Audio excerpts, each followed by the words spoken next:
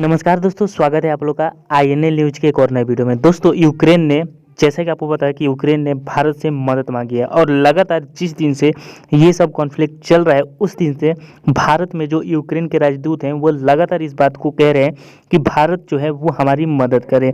दोस्तों, ये सब देख के पाकिस्तानी मीडिया को काफ़ी ज़्यादा मिर्ची लगी रही है, क्योंकि दोस्तों यहाँ पर जो भारत है वो सामने आ रहा है। क्योंकि दोस्तों आपको पता होगा कि पुतिन ने भी भारत की बहुत ज़्यादा तारीफ की है और साथ में जो यूक्रेन के राष्ट्रपति हैं वो लगातार भारत से ये गुहार लगा रहे हैं और भारत से मदद मांग रहे हैं कि जो भारत है उसके रिलेशन पुतिन से यानी कि रूस से अच्छे हैं, तो जो भारत है वो हमारी मदद करे ताकि हम रूस से बात करें। तो कहीं ना कहीं यहाँ पर जो इंडिया है वो कहीं ना कहीं इन सब चीज़ों में सामने आ रहा है, जिसकी वजह से पाकिस्तान बहुत ज़्यादा परेशान है। क्योंकि पूरी दुनिया जो है आज वो भारत की भी तारीफ कर रही है और साथ में यूक्रेन के राष्ट्रपति और साथ में रूस के भी राष्ट्रपति ने भी तारीफ की है।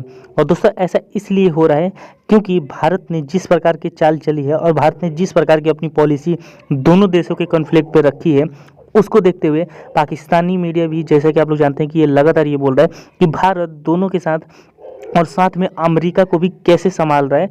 तो दोस्तों, आइए वीडियो में आगे और बढ़ते हैं और देखते हैं कि पाकिस्तानी मीडिया जो है वो इस मदद पर क्या बात कर रहा है। नमस्कार, thanks a lot for calling me. Rohit भाई, ये बताएं कि क्या हुआ है। कुछ लोग ये बता रहे हैं कि देखें, इमरान खान साहब वहां पे थे, बाकी बड़े वर्ल्ड लीडर ने व्लादिमीर पुतिन को कॉल की, बात हुई, घंटों बातें हुई, फ्रांस की बात हुई, बहुत सारे कंट्रीज की उनसे बात हुई जंग से पहले। लेकिन उन्होंने कहा नहीं जी, बस मैंने जंग ही करनी है। लेकिन अब ये कह रहे हैं कि नहीं जी, अब थोड़ा सा उनका दिमाग, वो कह रहे हैं कि मेरे ख्याल में कूल डाउन हो गए और वो शायद समझ रहे हैं कि बस ठीक है यार, ये मैंने करना था 2-3 दिन। अब पता नहीं किस किस को दिखाना था, ये अलग कहानी है बहुत बड़ी। लेकिन क्या बात हुई है, कोई सरकार की तरफ से कोई स्टेटमेंट आया है कि मतलब आपस में जो बातचीत हुई है मोदी जी की और पुतिन की, कि उसके बाद थोड़ा सा फर्क पड़ा है? ऐसा कुछ हुआ है कि उसने बोला हो कि आप यार बस कर दो, मतलब क्या करना है, छोटा सा मुल्क है, आप किसके ऊपर चढ़ दौड़े? देखिए, बात हुई थी और उसके बाद गवर्नमेंट का एक स्टेटमेंट भी आया कि बात इस चीज पे हुई थी कि इसका पीसफुल रेजोल्यूशन किया जाए और ये बात दोनों लीडर्स के बीच में हुई थी। इंडिया का स्टैंड वैसे भी जब यूएन सिक्योरिटी काउंसिल में ये इश्यू आया था तो इंडिया ने तो रशिया के स्टैंड को विंडिकेट करा था कि भाई उनके अपने सिक्योरिटी इश्यूज हैं। लेकिन उस समय तक वॉर नहीं हुई थी। पहली चीज, उस समय तक वॉर नहीं हुई थी और उस समय तक लग भी नहीं रहा था कि वॉर होगी। वॉर के केस में अमेरिका, यूरोप यानी कि नेटो और rest of the countries, apart from 1 or 2 countries, rest of the countries, सबकी कैलकुलेशन फेल हो गई कि सबको यह लग रहा था कि वॉर नहीं होगी। तो इंडिया भी उसी एंगल से था। लेकिन जब वॉर हो गई तो इंडिया की कैलकुलेशन भी वहां शायद फेल हुई, और या फिर इंडिया को पहले से पता था। बट इंडिया का स्टैंड यूएन में यह था कि वो उसने यूएन में रशिया के फेवर में वोट नहीं किया तो अमेरिका के फेवर में भी नहीं किया, एब्सटेन कर गए थे। तो बात हुई और ये, क्योंकि कल यूक्रेन के एम्बेसडर जो है इंडिया में, उन्होंने मोदी जी से रिक्वेस्ट की थी कि आप इसमें इंटरवीन करें। मोदी जी ने इंटरवीन भी किया और मोदी जी ने बोला कि भाई बताओ क्या कर सकते हैं और इसमें इसका पीसफुल रेजोल्यूशन हो जाए तो बेटर है। अब उसके बाद वीसी, जो व्लादिमीर पुतिन किसी की बात नहीं सुन रहे थे और एग्रेसिव स्टैंड ले रखा था, आज उन्होंने पीस टॉक्स की बात तो की है।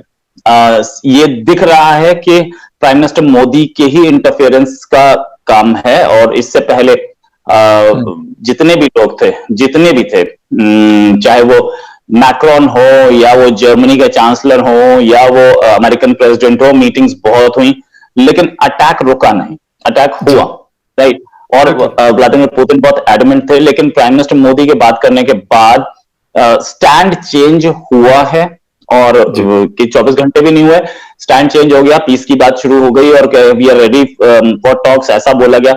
तो आई थिंक क्या होगा वी डोंट नो, लेकिन अभी तो वॉर चल रही है। लेकिन जो प्राइम मिनिस्टर मोदी का इंटरफेरेंस रहा है वो तो सक्सेसफुल दिख रहा है अभी तक। ओके, अच्छा रोहित भाई, एक चीज और है, मतलब इस वक्त दुनिया ये कह रही है कि भाई यूक्रेन के साथ ज्यादती हो रही है, और लग भी यही रहा है कि मतलब रशिया ने उसके ऊपर अटैक करके एक मुल्क अलग हुआ है, बेशक छोटा मुल्क है उससे, वैसे तो अच्छा खासा मजबूत मुल्क है, लेकिन रशिया के मुकाबले में सबको पता है कि यार नहीं कर सकता। कल बल्कि DW में एक एनालिस्ट को मैं सुन रहा था, तो उसने कहा कि यार रशिया और यूक्रेन का क्या मुकाबला होना है, कि मतलब दुनिया में सबसे ज्यादा न्यूक्लियर जो वेपन्स हैं वो रशिया के पास है, इवन अमेरिका से ज्यादा। और फिर जिस तरीके से हम लोगों ने देखा व्लादिमीर पुतिन का जो स्टेटमेंट आया कि हम अगर आप लोग कोई हमारे साथ चिड़खानी की कोशिश करोगे तो वो सबक सिखाएंगे कि तारीख में याद रखा जाएगा। तो इस तरह की बातें करके वो तो एक मसला है कि यूरोपीय यूनियन और ये सारे, मतलब अब थोड़ा सा मुझे ये लग रहा है कि ये भी क्योंकि पीछे हटे हुए, डायरेक्ट कोई नहीं आ रहा। हिंदुस्तान का क्या स्टांस है इस हवाले से? ठीक है, रशिया के साथ आप लोगों के बहुत अच्छे ताल्लुकात हैं, प्राइम मिनिस्टर इमरान खान भी अभी 2 दिन का दौरा करके आए हुए हैं, उनके ऊपर भी बड़ी बातें हो रही हैं। इवन जो नेड प्राइस है, spokes person of the state department of US, तो उन्होंने भी कहा कि भाई हमने पाकिस्तान को आगाह किया है इन चीजों से कि रशिया जो कुछ कर रहा है और या उनका जो दौरा है। तो ऐसी कोई बात मोदी जी के साथ भी अमेरिका की या किसी की हुई है कि यार मतलब ये चीज गलत है, नहीं होनी चाहिए? ये कल अगर आप प्रेसिडेंट बाइडेन की प्रेस कॉन्फ्रेंस सुने तो उनसे लास्ट क्वेश्चन ये पूछा गया था कि व्हाट अबाउट इंडिया, तो उन्होंने बोला we are in touch with India, we are in talks with India. तो इंडिया से बातचीत चली रही है उनकी इस पे। इंडिया का स्टैंड यही है कि पीसफुल रेजोल्यूशन होना चाहिए, जैसे कि प्राइम मिनिस्टर पाकिस्तान के इमरान खान, उन्होंने भी यही बोला कि पीसफुल होना चाहिए, जंग किसी मसले का हल नहीं है। ये दोनों कंट्रीज का होता। लेकिन इस वॉर से एक बात तो बहुत क्लियर हुई कि आप कितने भी अलायंसेस ज्वाइन कर लीजिए या आप कितने भी आपके साथ दोस्त खड़े हो, जब आप क्राइसिस में होंगे तो ना नेटो आएगा ना अमेरिका आएगा। yes. तो ये एक नई तरीके की इनसिक्योरिटी लाएगा पूरी वर्ल्ड में। right. आपके ऊपर अटैक किया है तो आप ये एक वेपन्स रेस लाएगा, पहली चीज। दूसरी चीज, जो कंट्रीज अब तक नेटो के मेंबर नहीं बने थे वो जल्दबाजी दिखाएंगे नेटो के मेंबरशिप के लिए। तो ये भी प्रेसिडेंट पुतिन अगर एक कंट्री को रोक रहे थे तो वो 10 कंट्री अब और नेटो के मेंबर बनेंगे इससे। ये दो चीजें एक नई आर्म्स रेस को लीड कर सकता है ये। और है तो स्ट्रेंज, है तो मैटर सीरियस ही, कंट्री पे अटैक हुआ है और वो भी एक बड़ा कंट्री है, छोटा कंट्री नहीं है। यूक्रेन यूरोपियन कंट्री है और this is a serious issue जिसको अमेरिका को अब तक डील कर लेना चाहिए था। या यूएन ने इसमें क्या किया? यूएन भी इसमें म्यूट स्पेक्टेटर बना बैठा है। यूएन ने भी कुछ ऐसा काम तो किया नहीं, मुझे तो नहीं दिख रहा। एब्सोल्युटली राइट भाई, ये बिल्कुल यही बात।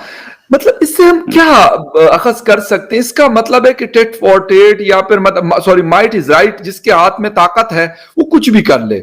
मतलब दुनिया के 3, 4 या 5 ऐसे ममालिक है जिनके पास नो डाउट की ताकत है, अमेरिका है, रशिया है, चाइना है, ये कंट्रीज है। तो इसका मतलब है कि ये फिर किसी के ऊपर भी चढ़ दौड़ सकते हैं। ये तो एक मैं कहता हूं कि एक अलग इशू बन गया। यूरोपीय यूनियन वैसे तो बड़ी बड़ी बातें करते हैं,